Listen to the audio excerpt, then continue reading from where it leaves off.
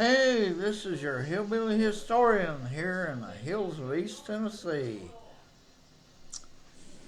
Well, they finally got Charlie Kirk in the grave. Uh, they had a whale of a memorial for him out in Arizona. That was an amazing send off. Parts of it reminded me of the old Chautauqua tent revivals where they used to come around. I haven't seen one of them since I was a child, 65, 70 years ago. Uh, but it was a big conducted Chautauqua tent revival. I thought there was a little overacting, especially the widow. She ought to be nominated for an Oscar for that acting role. I uh, I just really I thought it bordered on indecency the way she behaved. Uh, I didn't buy into the uh, authenticity of her feelings at all. She's a widow. She's lost her husband. Um, I'm sure there was a lot of love there. You know, she was 5 years older than he. Uh, she she was a mature New York woman who uh, saw opportunity in marrying Charlie Kirk. And hey, she took over Turning Point. She decided not to allow anyone else to get control. And why would she? I think they have assets in the tune of almost $2 billion. She's going to take complete control of all that. You know, and they had just bought a 5.25 million mansion out in Arizona. Uh, so Turning Point was bringing in the cash, a lot of it. Charlie Kirk was highly successful. Now, he was truly conservative, common sense thinker. I disagreed with his position that college education was a scam. You sign up for a college education, they don't lead you around by the nose. You're an adult when you get to college. Uh, they're not going to lead you around by the nose and say, go read this book, go read that book. You get to sign up for the courses you want to sign up for, and you get to major in the major you want to major in. And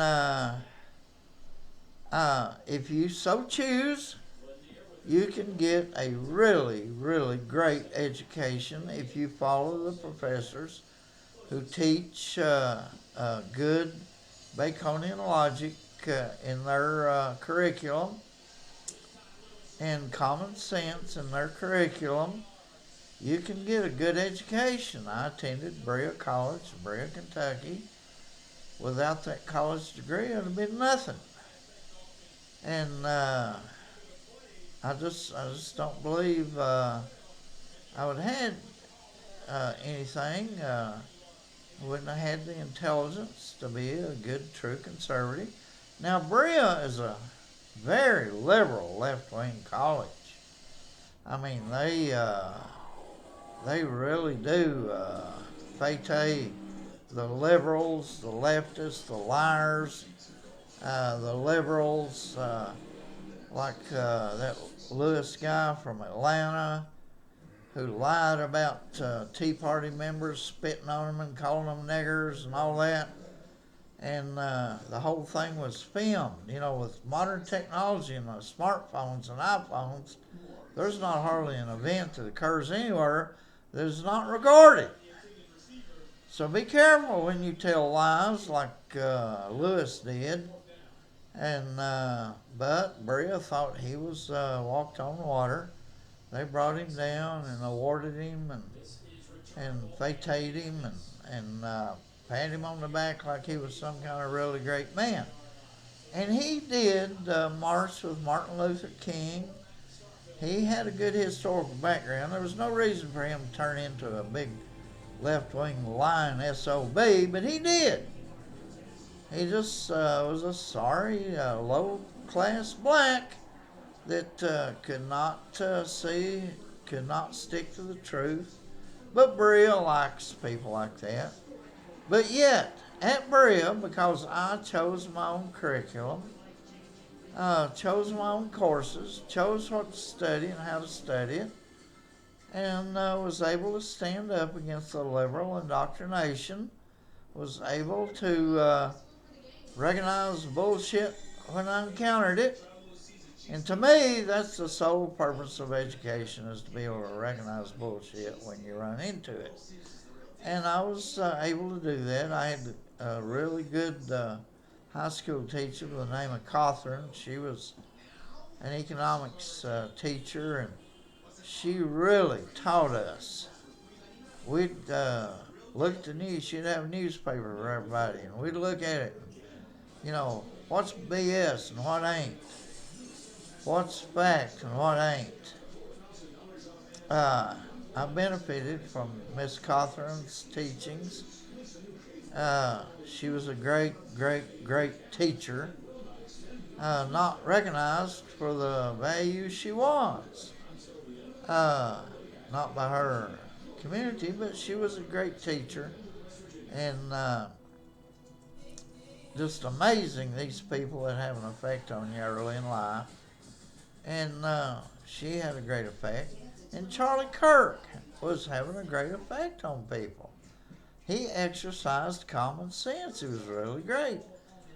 But I don't think college is a scam unless the immature adult lets the college scam them and they buy into the indoctrination. You know, the college library is open to everybody. You don't have to go lay in a tattoo parlor all day. You need to go to the library and study and learn to recognize reality and truth and logic and common sense. But you can only do that on your own. No professor's going to grab you by the nose and pull you down there to the library and stick a book in front of you and say, read it. You've got to be mature enough to do that yourself. So if you have an immature child in college who wastes his time and everything, then and learns nothing, then yeah. But that's the child scamming his parents for 4 years free room and board and the environment of a college education, whether they're getting one or not. So I think Kirk was misdirected in his accusations of who's scamming who when it comes to college education. Now, no doubt, there's a lot of liberalism in college, a lot of liberal left-wing professors. It's because they've never been in the real world. They've lived in ivory towers their entire life. They know nothing of reality and truth. And but they know their subject because they've got a PhD in their subject. But I've seen a lot of PhDs in history couldn't stick their finger up their hind end. They're just amazingly ignorant people. But they, like I say, they live in an ivory tower a lot of times, and they never see the truth and reality in the world right in front of their eyes. And they won't go beyond what's dictated by their PhD curriculums. They won't go outside that curriculum and look for truth on their own. Now, there's a young man in Oklahoma, University of Oklahoma, who's published a book on the Alvin York story. Now, there is a historian looking for truth. And he is really to be applauded and patted on the back for his independent research outside the American Historical Association dictates on your beliefs and curriculum. But anyway, this Chautauqua tent revival in Arizona was a big performance by the Republicans to try to benefit from Charlie Kirk's death. And so it was a Chautauqua tent revival. That's all it was. Now, there was a lot of people there that truly believed what they said. I think Trump believed everything he said. I believe J.D. Vance, Tucker Carlson, well, these people believed everything they had to say about Charlie Kirk and all that. But it was still, I thought, on the edge of indecency to use somebody's death for that kind of promotion and everything. And then, of course, Erica did an amazing acting job. I cannot buy into any. I did not see any authenticity in her performance whatsoever. I do not believe that came from her heart. I believe it was an acting role that came from the head, and I think she prepared for that role. I think she practiced it, and she came out there and performed it. And I think it's really indecent that the Republican Party used Charlie Kirk's death for self-promotion. Now, his assassination was a terrible thing. It was an awesomely terrible thing. It shows how the left wing is taking up arms against conservatives. The attacks against ICE and our police forces, and against Trump for bringing in the National Guard to get the criminals off the streets. Even the blacks in Memphis are saying, "Good job, Donald Trump. We might vote for you the next time." Well, he won't be running again, but they see the value in getting the criminals off the street. You know, blacks are committing crimes against other blacks to the extent it's horrifying. And something's got to be done about these brats running around out there hijacking cars and stuff like that. It's really a sad situation, and Trump's trying to do something about it and everything. Conservatism, I really do back and applaud conservatism in this country, and law enforcement getting the illegals out of the country. Throw them out, I don't care. You know, they're illegal. Throw them out. Don't wait for them to commit another crime. They don't have to be convicted of another crime. They're a criminal when they come in here illegally. Throw them out. You know, I had a Mexican, and his buddy was a Mexican. They come and gave me a estimate on my roof, and they said it was going to take them months to be able to do my roof. And the company that done the roof 30 years ago, 33, 34 years ago, did it in 1 week. And of course, these Mexicans couldn't believe it could be done in a week. I said, well, they had a 5-man crew, and they worked hard every day, and they did it in a week. And I said, you know, if you're going to take 3 or 4 months to do my roof, you'll get deported before you get it done. What guarantee can you give me that your cartel will get you back in here if you get deported? So I had a little fun out of that. But I just say, if they're here illegally, throw their butts out. Now, I'll go to a couple of Mexican restaurants. Well, there's 3 close by. And they all serve great, great food. And I have no problem with them. They're working their butts off. They're doing a great job. Service is wonderful. Food is great. So I'm for letting them people stay here and work their butts off. You know, if they're here illegally, hell, round them up and throw them out. But please make sure I get my carnitas before you go. But anyway, Charlie Kirk was a great conservative, great. He loved confronting students and college professors and debating with them and all that. But he had a strong stance against college education, even though he was building his fortune going to colleges, using those very same colleges to enrich himself and to the tune of $2 billion. And it's just absolutely amazing that he would refer to a college education as a scam, even though he confronted a lot of college students that were unable to debate with him and could not touch the simple truth of mankind and our morals and principles and everything of this country. That's not their fault. Well, in a way it is. They're too immature to go search for truth and real learning and education. But a lot of the people that went to his meetings backed him, supported him, cheered him when he debated. And so he was a real good debater, and he was getting a huge following, and he was turning that into a cash cow. He was really, really knocking down the money, and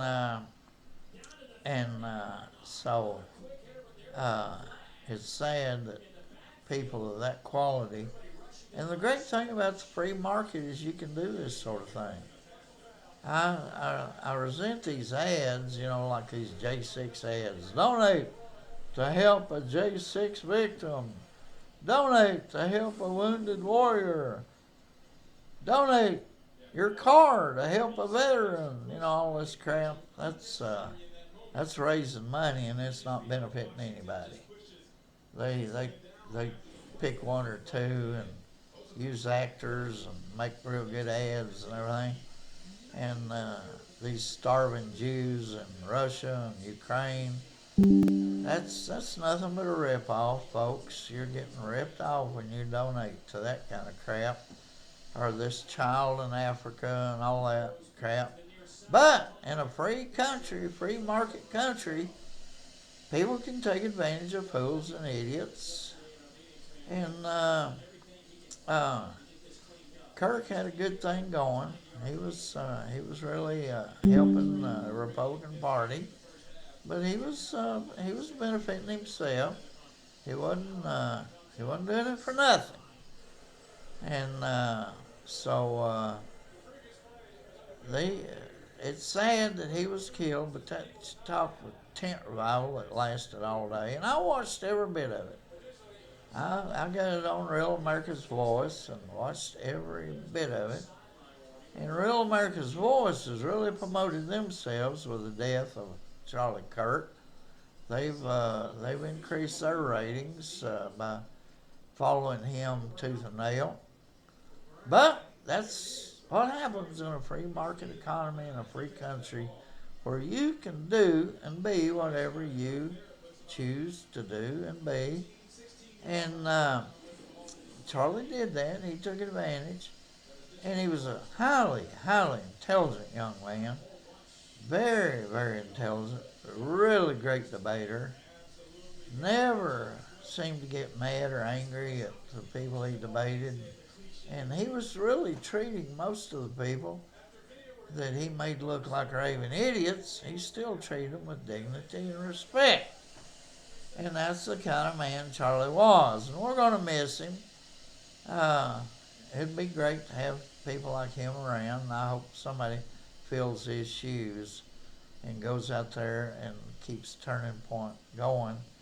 I hope they have somebody in their midst who can debate like he could, and that they keep it going and fill his shoes. We'll miss him. We'll miss what he was doing.